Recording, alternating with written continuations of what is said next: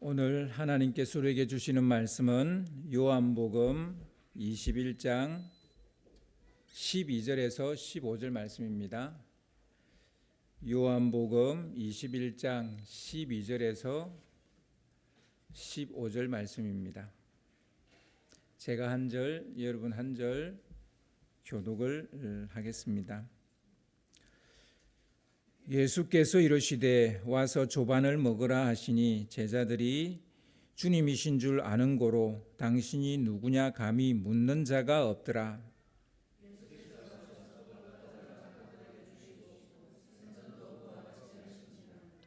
이것은 예수께서 죽은 자 가운데서 살아나신 후에 세 번째로 제자들에게 나타나신 것이라.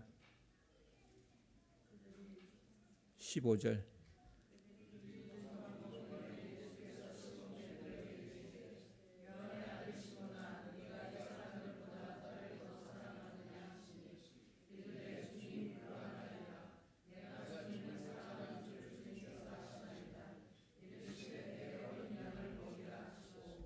아멘. 자존감을 살리는 것이 먼저다라는 제목으로 같이 말씀을 나누겠습니다. 여러분은 여러분 자신을 존중하십니까? 자신을 가치 있고 쓸모 있는 사람이라고 생각하십니까? 예, 좋습니다. 예. 다른 분도 아멘 마음을 하셨죠? 그래도 아멘 안 하시네. 예. 언제나 사랑받고 있다고 생각하십니까? 아멘. 자기를 사랑하고 자기에 대해서 긍정하십니까? 그렇다고 생각한다면 자존감이 높은 상태입니다. 자존감은 심리적인 에너지의 원천입니다. 여러분 아침 드시고 오셨을 텐데 그 아침은 우리의 육체적 에너지의 원천이죠. 먹어야 힘이 나죠. 우리 이 심리적인 것은, 이 정신적이고 내면적인 것은 이 밥으로 꼭 해결되는 건 아니에요. 물론 때로는 밥 먹으면 기분 좋긴 해요. 약간 조금 이 자존감이 업될는지는 몰라요. 근데 실제적인 원천은 이런 밥 먹는 거에 있지 않고요. 내 자존감에 있습니다. 내가 살아가는 삶의 힘, 에너지원, 그 원천은 자존감에 있습니다. 자기를 존중하고 자기를 좋아하고 자기를 긍정하고 가치 있게 여기고 자기를 사랑하고 또한 사랑받고 있다고 느끼는 사람은 인생을 마주할 힘을 가지게 되는 겁니다. 우리가 밥을 먹어서 사는 것 같지만 사실은 내가 나를 사랑하고 내가 나를 가치 있게 여기고 내가 나를 존중히 여기고 그래서 내가 사는 거예요. 그 인생을 마주할 수 있는 힘은 내 자존감에서 나온다고요. 반대로 자신이 쓸모없다고 혹시 여기십니까? 자신을 믿지 못하고 무가치하다고 혹시 여기십니까? 자기 자신을 중요하지 않다고 느끼고 있습니까? 사랑받을 만한 가치도 없다고 여기고 거부당할 거라는 어떤 생각에 시달리고 있습니까? 자신과 타인의 상황을 있는 그대로 보지 못하고 있습니까? 자신이 어떤 상황이 있는지, 또 내 주위에 있는 사람은 어떤 상황 속에 있는지 그것을 보지 못하고 있습니까? 만약 그렇다면 자존감이 낮은 상태입니다. 제가 자꾸 자존감을 상태라고 표현하는 것은 자존감은 못 박혀 있는 게 아니에요. 움직이는 거예요. 높아질 수도 있고 낮아질 수도 있고 어느 지점에 있을 수 있어요. 그래서 상태라고 말합니다. 상태라는 것은 항상 똑같지 않지 않습니까? 변하는 거죠. 아무튼 여러분은 자존감이 높은 상태에 있습니까? 낮은 상태에 있습니까? 낮은 상태에 있다면 삶의 에너지가 계속 흩어지는 거예요. 분산되는 거예요. 그러니까 힘이 모아지지 않으니까 살 힘이 없는 것처럼 느껴지는 거죠. 자신이 가치 없다고 여기는 사람은 주위 사람들이 자기에게 가치를 부여해 주기를 기대합니다. 그러니까 자존감이 낮은 사람은 주위에 있는 사람이 내 자존감을 높여줘야만 살 수 있어요. 그 주위 사람들이 나를 인정해주고 나를 칭찬해주고 그래야 사는 거예요. 혹시 여러분 뭐 그런 분 안 계시겠지만 누구의 인정을 받아야, 누구의 칭찬을 들어야 춤을 추게 된다면, 고래처럼 누구의 칭찬을 들어야 고래처럼 춤을 추게 된다면, 신이 난다면, 살맛이 난다면 여러분 자존감이 낮은 상태입니다. 이런 사람은 이게 왜 이런 삶이 문제이냐면요, 이 말은 누구로부터 끝없는 조종을 받아야만 한다는 말이에요. 누가 나를 조정해 줘야 돼요. 누가 나를 조절해 줘야 돼요. 자기 삶을 주도적으로 살지 않고 누군가가 말해 주거나 결정해 준 대로 살게 된다는 얘기입니다. 그래서 이 자존감이 낮은 사람은 자기 삶을 주도적으로 사는 게 아니고 누군가의 말에 의해서 사는 거예요. 누군가가 결정해 줘서 그대로 하는 거예요. 이런 사람은 누구에게도 이로울 것이 없고요. 그리고 무엇을 해도 좋은 결과를 낼 수가 없습니다. 그래서 여러분 아직도 나는 자존감이 높은지 낮은지 이게 잘 좀 분간이 안 되세요? 여러분 아마 제가 지금까지 한 얘기만 가지고도 여러분이 지금 높은 상태에 있는지 낮은 상태에 있는지 아마 대충 답이 나오실 거예요. 중요한 것은 낮다 높다가 아니라 낮은 사람은 높아질 수 있고요. 또 높은 사람은 어느 순간 어떤 일로 낮아질 수도 있다는 사실을 아셔야 되는 겁니다. 그게 사실은 중요해요. 종종 오해하는 사람들이 있는데요. 자존감은 이기심이 아니냐? 전혀 두 가지는 상관이 없습니다. 이기심은 우월감의 한 형태예요. 내가 너보다 낫다라는 그런 메시지를 깔고 있습니다. 그래서 이기심은 자기가 자기를 좋아한다, 사랑한다가 아니라 자기 잘났다 이렇게 생각을 하는 거죠. 하지만 자존감은 우월감이 아니라 순수하게 자기 자신을 가치 있는 사람으로 여깁니다. 주위가 어떠하든 상황이 어떠하든 현실이 어떠하든 나는 여전히 가치 있는 사람이고 존중받을 만한 사람이고 사랑받을 만한 사람이고 나는 괜찮은 사람이야 라고 자기 긍정하는, 이게 이제 자존감이 높은 사람이죠. 보통 자기 자신을 가치 있게 여기는 사람은요, 다른 사람도 가치 있게 여깁니다. 우리 주위에 이런 사람들이 있죠. 자꾸 분란을 만들고 누군가의 뒷담화를 하고 누군가를 비판하고 누군가를 괴롭히고 누군가를 힘들게 하는 사람. 그 사람은 그 사람이 잘나서가 아니에요. 그 사람이 대단한 사람이라서가 아니에요. 저 사람은 되게 못났고 그 사람이 잘나서 그렇게 막 누군가를 괴롭히는 거 아니에요. 사실은 그 사람의 자존감이 낮기 때문이에요. 낮기 때문에 남도 가치 있게 안 여기는 거예요. 자기를 가치 있게 여기는 사람도 남도 가치 있게 여깁니다. 이게 이제 진정으로 자존감이 높은 사람인 거죠. 자신을 좋아하지 않는 사람은 타인을 부러워합니다. 저 사람 좋겠다. 뭐 돈이 많아서 좋은 자리에 앉아서 뜻대로 인생이 잘 흘러가서 저 사람 좋겠다. 부러워하십니까? 그렇다면 자존감이 낮은 거죠. 또 이 자존감이 낮은 사람, 즉 자기를 좋아하지 않는 사람은 또 타인을 두려워합니다. 그러니까 타인을 부러워할 수도 있고 두려워할 수도 있어요. 오늘 본문에 등장하는 그 제자들은 지금 자존감이 바닥에 떨어졌어요. 뭐로 알 수 있냐면 주위 모든 사람을 두려워하고 있기 때문입니다. 그러니까 다락방에 딱 갇혀가지고 한 발자국도 나가지 않는 거예요. 꼭꼭 숨어 있는 거예요. 이건 자존감이 떨어졌기 때문에, 즉 인생을 마주할 자신감이 없고 자존감이 없는 거죠. 그러니까 지금 제자들의 상태는 자존감이 거의 바닥을 기고 있는 상태다, 이렇게 보시면 될 겁니다. 자존감이 낮아진 상태, 이런 상태로 땅끝까지 이르러 복음 전할 수 있겠습니까? 이런 상태로 사도의 삶 살 수 있겠습니까? 이렇게 자존감이 바닥을 기고 있는데 예수의 제자로 살 수 있겠습니까? 이게 힘든 거거든요. 이래 가지고는 복음 전할 수 없습니다. 그래서인지 부활하신 예수님은 성천하기까지 약 40일 동안 두 가지 일에 집중을 하시는데요. 하나는 자신을 믿고 따랐던 그 사람들에게 다시 찾아가서 나 살아났어. 나 살아났다니까 하고 자기를 보여주는 거예요. 나 죽었는데 다시 살아났어 라고 자기를 보여주는, 즉 한마디로 말하면 쇼입니다. 쇼를 했어요. 자기를 보여주는 거. 자기를 보여주는 일에 굉장히 집중을 합니다. 오늘 우리 교동문에도 나와죠. 500여 형제들에게 당신을 보여주셨다고.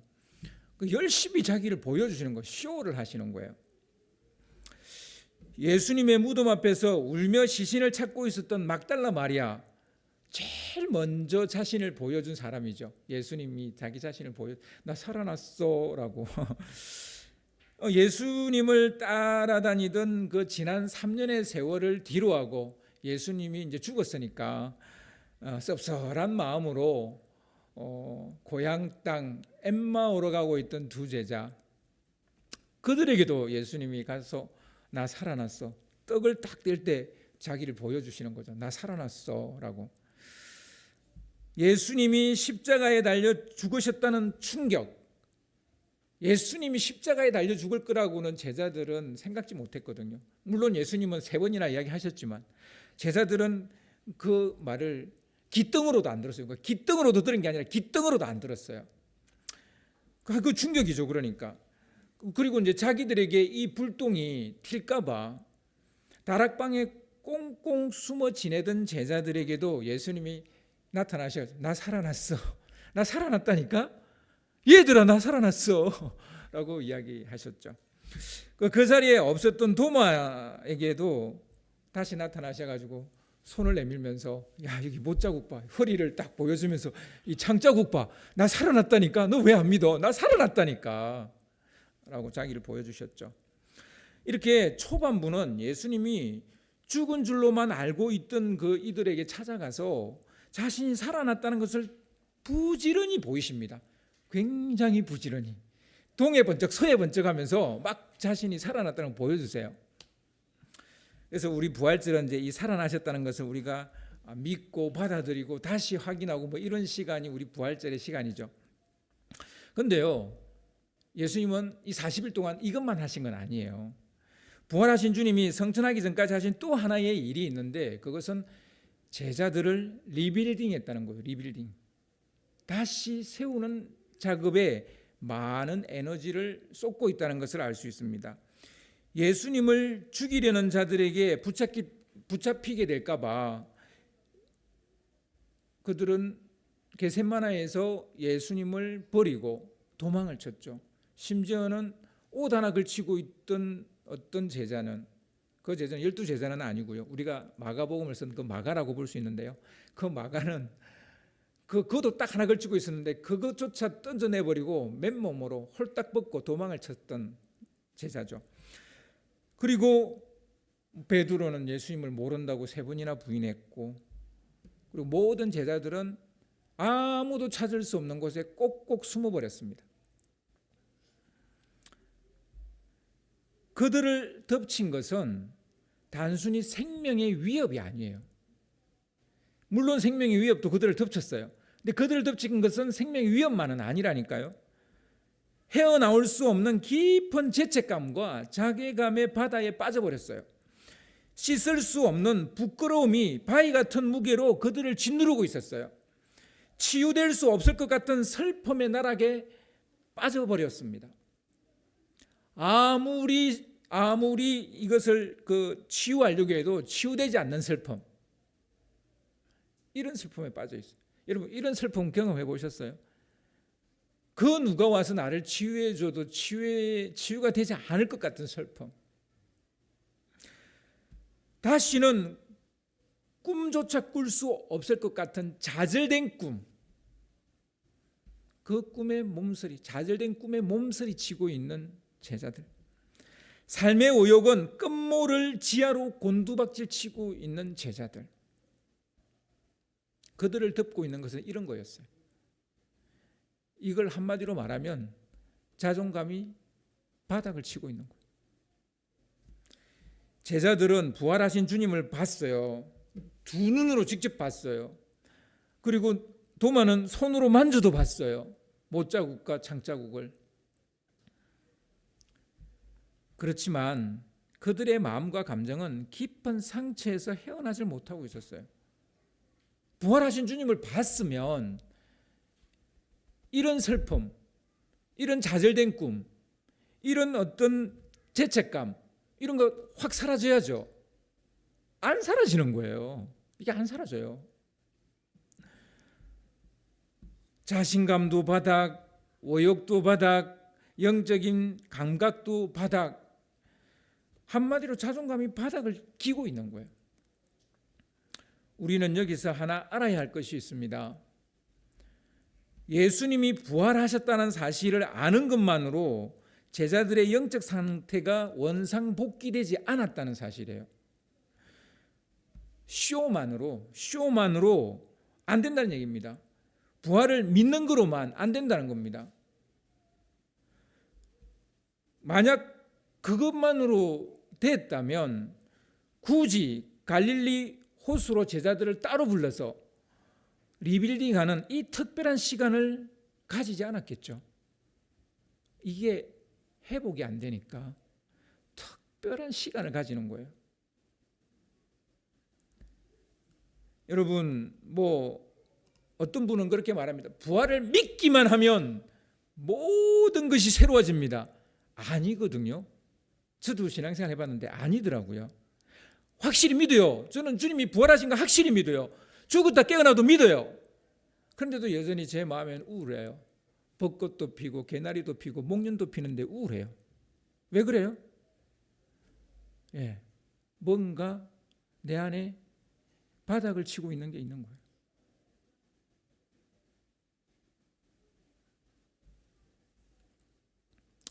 그래서요, 우리는 제자들처럼 리빌딩하는 시간이 필요합니다. 좌절된 꿈이 치유되어지는 특별한 시간, 그런 매직의 시간이 필요합니다. 마법 같은 그런 시간이 필요해요. 여러분, 바로 그게 주일 예배일 거라고 저는 생각합니다. 여러분은 어딘지 모르겠어요. 여러분은 친구 만나서 수다 떨면 그렇게 되는지 모르겠어요. 혹은 아주 재미있는 어떤 놀이공원에 가서 막 신나게 놀면 그렇게 되는지 모르겠네요. 근데 저는 모르겠어요. 저는 이 예배인 것 같아요. 예배의 시간이 저를 리빌딩 하더라고요. 다시 마음을 잡게 하고 다시 일어서게 하고 다시 회복시키는. 여러분도 그러십니까? 아멘. 그러시기를 바라요.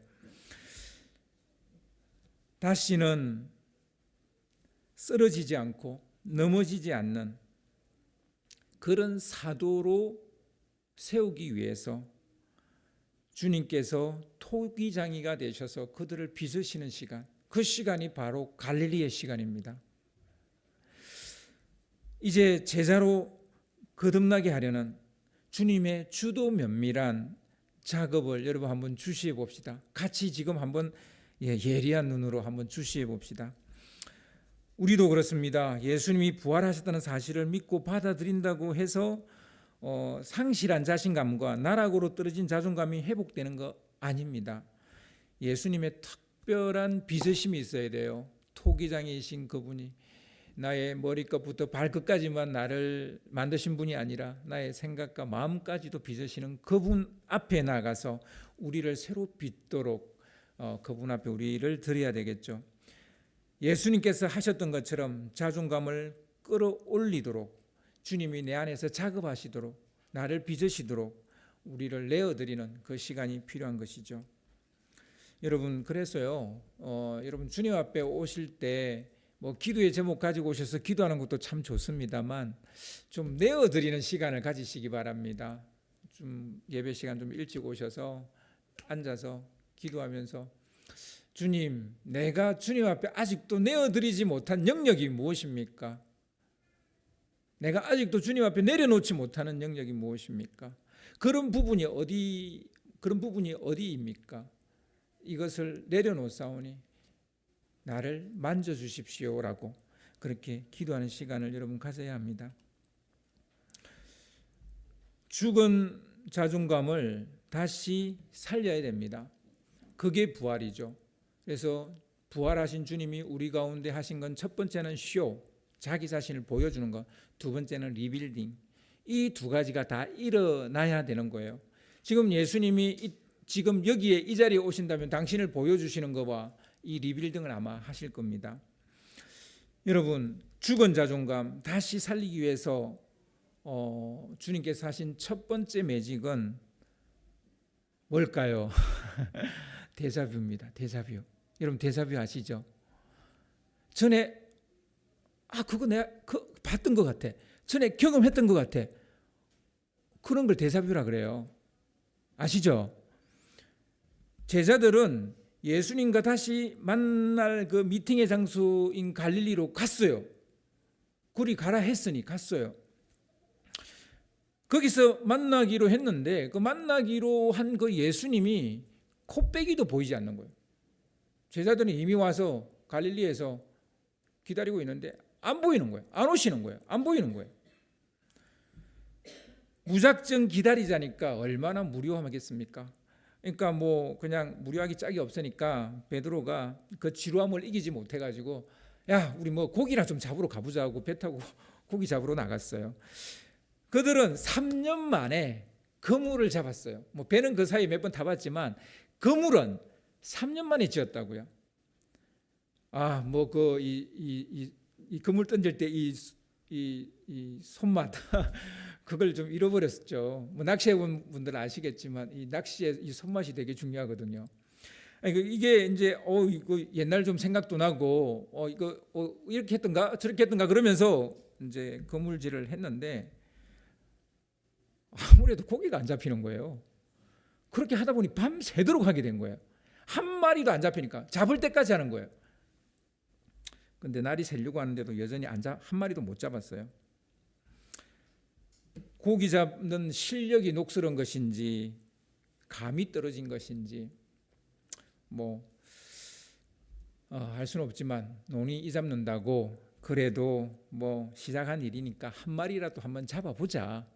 뭐 그러고 그런 기분으로 했는데 기분은 되게 더러운 거예요. 몇 번이나 그물질을 했는데 한 마리도 안 잡히니까 여러분 낚시하러 갔는데 한 마리 못 잡으면 기분 어때요? 더럽죠. 옆에 사람은 잡는데 내가 못 잡아봐요. 더 더럽죠. 기분이 별로 안 좋은 거예요. 그렇지 않아도 자존감이 바닥을 기고 있는데 제기랄 물고기 한 마리 안 잡히니까 이 호수도 나를 비웃는 것 같고 이 배도 나를 비웃는 것 같고 그물도 나를 비웃는 것 같고 정말 그런 더러운 느낌 드는 거죠. 이제 막 날이 새려 할 때였습니다. 누군가가 저 호숫가에 서서 얘들아 너희에게 고기가 있느냐 그러는 거예요. 뭐 고기 사러 온 사람이래. 고기 사러 온 사람이면 기분 더 나쁘죠. 한 마리도 없는데 뭐 고기 있냐 그러니까. 그렇지 않아도 기분이 더러운데 한 마리도 잡지 못한 그것을 상기시키는 말이잖아요. 고기가 있느냐. 한 마리도 없는데 고기 있느냐 그러니까. 더 화가 치밀어 오를 수밖에 없는 상황이죠. 그래서 한 마리도 못 잡았수다 뭐 이렇게 이야기했겠죠. 그죠? 그가 다시 소리쳤습니다. 저 호숫가에 있는 사람이 그물을 배 오른편에 한번 던져보세요. 이렇게 소리를 쳤어요. 제자들이 자기들도 모르게 그 말대로 오른편에 그물을 던졌어요. 밤새도록 잡았는데 안 잡혔잖아요. 그런데 뭐 오른쪽에 던지면 잡히겠어요? 또 안 잡힐 거잖아요. 그런데요. 던졌어요. 왜 던졌을까요? 그분이 예수님인 줄 알았기 때문에 아니요. 그때까지 예수님인지 몰랐어요. 성경 보세요. 전혀 몰랐어요. 데자뷰입니다. 전에 이런 경험이 있었던 거예요. 전에 이렇게 했던 경험이 자기도 모르게 그물을 팍 던지게 만드는 거예요. 전에는 저 깊은 데로 가서 던져라 그것만 달라진 거지 이게 데자뷰거든요. 여러분 때로는 이런 데자뷰가 우리를 살린다고요. 제자들은 그물을 확 당기는데 그물이 올라오는 게 아니라 배가 물속으로 들어가려고 그러는 거예요. 왜요? 고기가 엄청 잡힌 거예요. 배가 휘청 그러는 거예요. 물고기가 많아 그물을 들어 올릴 수 없을 정도로 잡힌 거예요. 그래서 6절 우리 읽었던 말씀 앞부분에 보면 그 6절 말씀을 좀 띄워주시기 바랍니다. 6절에 보니까 이르시되 그물을 배 오른편에 던지라 그리하면 잡으리라 하시니 이에 던졌더니 물고기가 많아 그물을 들 수 없더라. 그때서야 제자들의 눈이 확 뜨이는 거예요. 왜 데자뷰가 중요할까요? 그때 눈이 뜨이기 때문이에요. 그때 주님이시구나. 그리고 7절을 좀 다시 띄워주시기 바랍니다. 21장 7절을 보시면 예수께서 사랑하시는 그 제자가 베드로에게 이르시되, 이 예수께서 사랑하시는 제자는 요한을 말합니다. 베드로에게 이르되 주님이시라 하니 베드로가 벗고 있다가 주님이라 하는 말을 듣고 겉옷을 들은 후에 바다로 뛰어내리더라. 이게 무슨 말입니까? 주님이라는 말에 쥐구멍이라도 숨고 싶어서 그냥 물속에 뛰어들었어요? 아니 내가 주님 얼굴 어떻게 보지? 그래서 지금 물속에 뛰어든 거예요? 그거 아니잖아요. 여러분 잘 아시죠? 예, 주님께 달려가고 싶었어요. 물고기가 중요하지 않은 거예요. 많은 사람들이 153마리 잡았다고 그 153마리의 의미를 두는데요. 물고기 중요한 거 아닙니다. 중요한 것은 주님 앞에 가 서는 거예요. 주님 앞에 가 서는 거. 여러분 153은 축복일 수 있어요. 그죠? 주님으로 인해서 내가 축복받았다. 내가 하는 일이 잘 됐다. 내가 원하는 소원이 이루어졌다. 이게 153이잖아요. 근데 여러분 그게 중요한 게 아니라고요. 중요한 것은 나는 주님 앞에 설 수 있는 사람인가? 헤엄을 치고 가서라도 주님 앞에 설 수 있는 사람인가? 이게 중요한 거예요. 그걸 지금 말하려고 하는 거잖아요. 근데요, 여러분, 이게 바로 데자뷰가 계시와 같은 역할을 한다는 것을 알 수 있어요. 깨닫게 하는 거예요. 저분이 주님이구나. 내가 고기 잡는 일을 해야 되는 게 아니라 저분 앞에 가서 저분의 말씀을 들어야 되는구나. 데자뷰가 이걸 깨닫게 하는 거예요. 3년 전에 베드로를 부르실 때 이와 같은 그림이 똑같이 연출이 됐지 않았습니까? 어째서 베드로만 그런데 바다에 뛰어내려서 주님께 갔을까요? 나머지는 다 고기 거두어 가지고 이제 올라와서 또 세기도해요. 153마리까지. 근데 왜 베드로만 주님께 뛰어갔을까요? 이것은 베드로의 데자뷰이기 때문입니다. 다른 제자들은 다르게 부름을 받았어요. 저 멀리 가서 그물을 던지라고 한 이 데자뷰는 베드로가 경험한 데자뷰입니다. 우리는 그가 예수님이라 할지라도 타인의 경험으로 변하지 않습니다. 누군가가 기도해서 뭐가 됐다더라, 얻었다더라, 축복을 받았다더라, 은혜를 받았다더라. 여러분 그거 들으면 되게 마음이 좀 이렇게 뭔가 열정이 솟아오르고 나도 도전해봐야 되겠다 이런 생각 들잖아요. 그런데요, 그게 나를 바꾸지 못해요. 내가 경험해야 돼요. 나의 데자뷰여야 돼요. 나의 경험이어야 돼요. 그래야 진짜 나를 바꿀 수 있습니다. 그래서 여러분 주님은 항상 개인적으로 만나는 거예요. 내가 직접 주님을 만나야 되는 거예요. 누가 만났다, 심지어는 나를 낳아주신 부모님이 주님을 만났다 해도 나는 안 믿는 거죠. 못 믿는 거죠. 안 믿기는 거죠. 내가 만나야 돼요. 그래서 여러분 내가 주님을 만나려고 애를 쓰셔야 되는 거죠. 이것은 베드로의 데자뷰입니다. 우리는 그가 예수님이라 할지라도, 그러니까 지금 서 있는 저분이 예수님이라 할지라도 다른 제자들은 타인의 경험인 거예요. 이거는 베드로만 자기의 데자뷰인 거죠. 예수님이 아무리 부활하셔도 그것이 나만의 사건으로 와닿지 않는다면 믿어도 우리는 변하지 않습니다. 그래서 여러분 부활이라는 사건은 2000년 전에 역사적 사건으로 내가 믿고 있느냐, 여기에 끝나면 안 되는 거예요. 내가 그 부활하신 주님을 만나야 된다고요. 그 주님이 나를 다시 살리신다는 사실을 우리가 경험해야 된다고요. 우리는 여기서 베드로의 데자뷰를 보여주시는지 우리가 알 수 있습니다. 부활하신 예수님은 여전히 베드로를 사람을 낚는 어부로 부르신다는 뜻입니다. 왜? 지금 이 자존감이 바닥을 치고 있는 이 제자들에게, 절망과 좌절에 빠져 있는 이 제자들에게 왜 베드로의 데자뷰를 보여주는 걸까요? 너는 지금도 사람을 낚는 어부가 될 수 있다는 얘기예요. 여전히 내가 너를 사랑하고 여전히 나는 너를 믿어. 그리고 여전히 너를 사용할 거야. 이 데자뷰를 보여준 이유는 그겁니다. 베드로가 예수님과 경험한 일이 어디 한두 가지예요? 3년 내내 동고동락했으니까 얼마나 많은 것을 경험했습니까? 그런데 왜요? 하필이면 왜 베드로가 처음 예수님의 제자로 부름을 받는 그 장면을 데자뷰했을까요? 여전히 너는 내가 택한 제자고, 내가 너를 사랑하고, 내가 너를 믿고, 너는 내 일을 할 수 있는 사람이야 라고 말하는 거죠.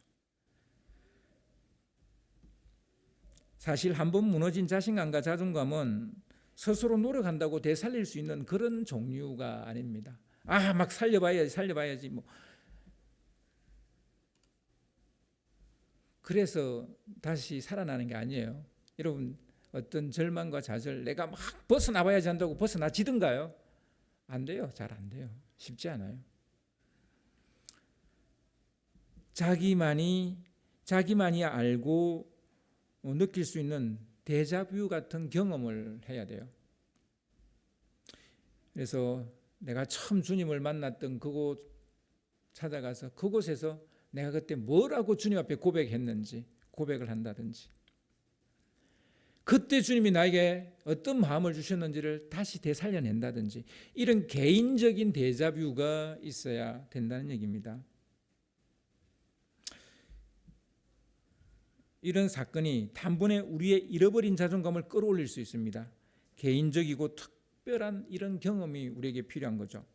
이 사건은 그들이 3년 전에 제자로 부르심을 받았을 때의 데자뷰와 같은 겁니다.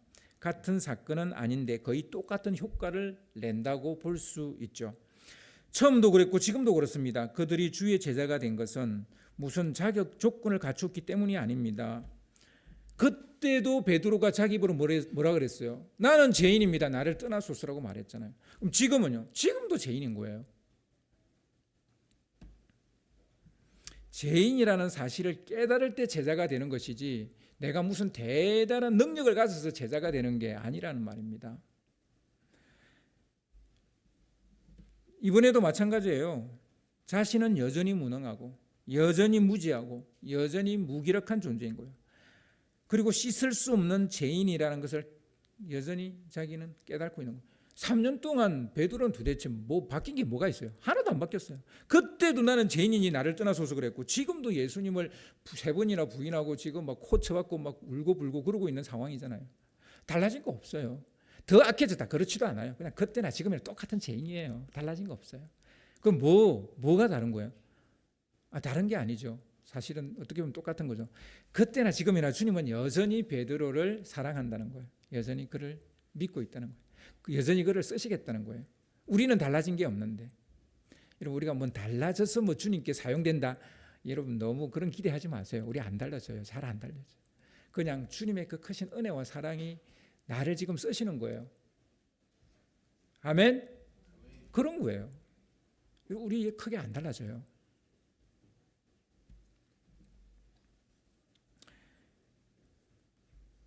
자존감이 무너진 시점이나 그 자리로 한번 돌아가 보세요. 그리로 돌아가시면 그곳에서 다시 찾아오시는 주님을 만나게 될 겁니다. 제발 사람의 소리 들으려고 하지 마세요. 주님을 개인적으로 특별하게 만나려고 해야지 사람의 소리 들으려고 하지 마세요. 사람을 만나면 그 듣는 순간은 좋을지 모르나 그냥 실패의 연속이 될 겁니다. 실패로 그냥 또 이어질 거예요. 달라질 거 별로 없을 겁니다. 우리는 데자뷰가 필요합니다. 주님을 만나고 영접했던 그 순간으로 돌아가야 합니다. 여전히 주님은 팔을 벌리고 기다리시고 계십니다. 여전히 우리를 믿겠다 하십니다. 신뢰하겠다 하십니다. 사랑한다 말하십니다. 그리고 우리를 만나주시려고 하십니다. 그 주님을 만나는 데자뷰가 있기를 바랍니다. 자존감을 되살리기 위한 두 번째 매직은 주님과 먹고 즐거워하는 겁니다. 예수님은 제자들과 조반을 먹으려고 떡과 물고기를 굽고 계셨어요. 그러니까 제자들을 만나기 전에 이미 떡과 물고기를 굽고 계셨다고요, 호숫가에서. 그리고는 제자들을 당신의 식탁에 초대를 합니다. 얘들아, 우리 같이 아침 먹자. 그렇게 이야기하시죠. 그래서 12절을 보시면요, 요한복음 21장 12절을 보시면 예수께서 이르시되 와서 조반을 먹으라 하시니 제자들이 주님이신 줄 아는 고로 당신이 누구냐 감히 묻는 자가 없더라. 예, 그러니까 당신 누구세요라고 말하지 않을 만큼 잘 아는 분이라는 거죠. 지금 식사 초대한 분이. 그러니까 여러분, 식사를 같이 한다는 건 뭐 그런 거죠. 잘 아는 사람과 함께하는 시간이죠.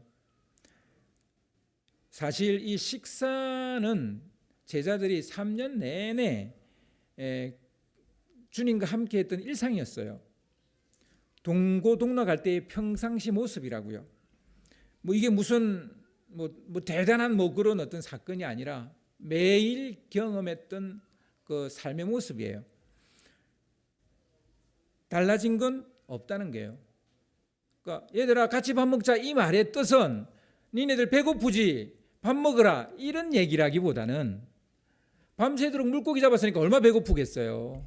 그러니까 배고프지 이런 얘기일 것 같지만 그런 얘기가 아니라 너희들과 나 사이에 달라진 건 아무것도 없어 라는 그런 얘기예요. 그러니까 뭐 여러분 자녀들이 대단히 뭔가 잘못했어요. 그래서 막 밤에 야단을 쳤어요. 아침에 일어나서 얘들 아침 먹자 그러면 뭔 거예요? 이게 무슨 뜻이에요? 배고프니 밥 먹자는 뜻이에요? 그런 거 아니잖아요. 지나간 것은 지나간 대로 다 그런 의미가 있죠. 그렇게 한 거잖아요. 이제 또 오늘을 열심히 살자. 밥 먹고 오늘 또 열심히 살자. 이런 얘기잖아요. 분명 제자들은 실수했죠. 실패했죠. 무너졌죠. 도망쳤죠. 부인했죠. 두려움에 사로잡혔죠. 믿음의 바닥을 드러냈죠. 그랬어요. 뭐 인연을 끊겠다는 거예요? 그래서 내치겠다는 거예요? 그래서 벌을 주겠다는 거예요? 주님의 생각은 그런 게 아니에요. 이런 겁니다. 달라진 건 없어. 니네 옛날도 그랬고 지금도 그랬고 달라진 거 없어. 너무 쫄지 마. 이런 거죠. 너무 쫄지 마. 나를 부인했다고 도망쳤다고 너무 쫄지 마. 그럴 수 있어. 그런 얘기예요. 달라진 건 없다는 거예요. 같이 밥 먹자는 말은 달라진 게 없다는 얘기예요. 주님은 이전에 그랬던 것처럼 제자들과 식사하며 눈높이를 맞추었습니다. 중요한 것은 눈높이를 맞추고 같이 먹고 즐거워했다는 겁니다. 여러분, 네가 언제 나를 배신해서 네가 언제 나를 도망쳐서 뭐 이런 분위기가 아니라 맛있게 먹고 즐거워하는 분위기예요. 여러분, 자녀가 잘못을 하잖아요. 뭐 자녀들이 잘못 안 하는 자녀가 어디 있어요? 그럴 때요, 고압적인 자세로 자녀에게 그 꾸지람하거나 그 가르치려고 하면 안 됩니다. 그래서 자녀를 가르칠 때는요, 뭐 꾸짖을 때는 반드시 자녀의 눈높이를 맞춰야 돼요. 그래서 무릎을 꿇고 자녀의 눈높이에서 이야기를 해야 됩니다. 서서 얘는 너 꿇어 앉아 뭐 이러지 말고 꿇어 안 앉아도 애들은 벌써 이미 키가 작기 때문에 저 아래 있어요. 그러니까 반드시 부모는 무릎을 꿇고 자녀의 눈을 맞추고 이야기를 해야 됩니다. 그러기 싫으면요, 식탁에 앉으세요. 그냥 눈높이가 맞아져요. 식탁에 앉으면 그냥 눈높이가 맞아져요. 그래서 밥상머리 교육이 왜 좋으냐? 그래서 좋은 거예요. 눈높이가 맞기 때문에. 여러분, 최고의 소통의 자리는 함께 먹고 즐거워하는 시간입니다. 여러분, 제가 왜 우리 교회 공동체 식사를 중요시하는지 여러분 아시겠죠? 뭐 이제 또 봄에 우리 소풍 한번 갈 텐데, 여러분 소풍 간다 그러면 꼭 함께 하세요. 눈높이를 맞추는 시간이에요. 우리 서로 지체들끼리. 그 시간이 진정한 소통이 일어나는 시간이에요. 이런 시간을 가치 있게 여기는 사람이 소통을 잘하는 사람입니다. 눈높이를 맞추며 소통할 때 자존감이 회복된다는 것입니다. 무슨 대단한 상담 기법, 심리학적 치료, 개뿔, 지뿔 안 돼요. 제가 상담학 전공자잖아요. 상담학 석사를 가지고 있는 사람입니다. 여러분, 상담 기법 이런 거 너무 믿지 마세요. 여러분, 그냥 밥상머리에서 밥만 같이 먹어도요 해결됩니다. 아멘. 눈만 맞춰도 해결돼요. 그래서요, 저는 포기하지 않는 것, 저희 가족 안에서 포기하지 않는 것이 몇 가지가 있는데 그것은 식사의 시간입니다. 서로 시간이 아무로 다르고 바빠도 아침은 꼭 같이 먹고요, 기도하고 먹어요. 이거는 거의 반드시 지킵니다. 여러분, 아무리 바쁘더라도 여러분 뭘 위해서 그렇게 바쁜 겁니까? 가족과 하루에 한 끼 식사도 같이 할 수 없을 정도로 바쁘다면 여러분은 그 바쁜 거 조금 내려놓으셔야 돼요. 그렇게 바빠가지고 그래 뭐가 행복하십니까? 식사는 여전히 우린 식구고 가족이라는 걸 자연스럽게 말해주는 그런 거잖아요. 여전히 너는 우리에게 귀중한 존재이고 너와 함께 먹는 것이 즐겁고 너와 얘기 나누는 것이 너무 좋다는 말을 말해주는 것이 이게 식사잖아요. 이런 식사는 자녀들의 자존감을 높여줍니다. 그리고 남편의 자존감을 높여줍니다. 아내의 자존감을 높여줍니다. 요즘에 이제 제가 하나 좀 습관처럼 말하려고 내 나름대로 좀 이렇게 결심한 게 있는데 집사람이 만든 거에 대해서 맛있다는 말을 좀 해야 되겠구나. 그래서 맛있다는 말을 하려고 합니다. 맛이 없는데 제가 그런 말을 하는 건 아니고 맛있게 해요. 그 맛있었던 걸 왜 내가 맛있다고 말 안 해줬을까? 이렇게 맛있는 걸 왜 맛있다고 말해주지 않았을까? 좀 후회를 하면서 그래서 맛있어라고 말해줍니다. 주님은 자존감이 바닥을 치고 있는 제자들에게 땅끝까지 이르러 내 정인이 되라 말씀하시지 않고요.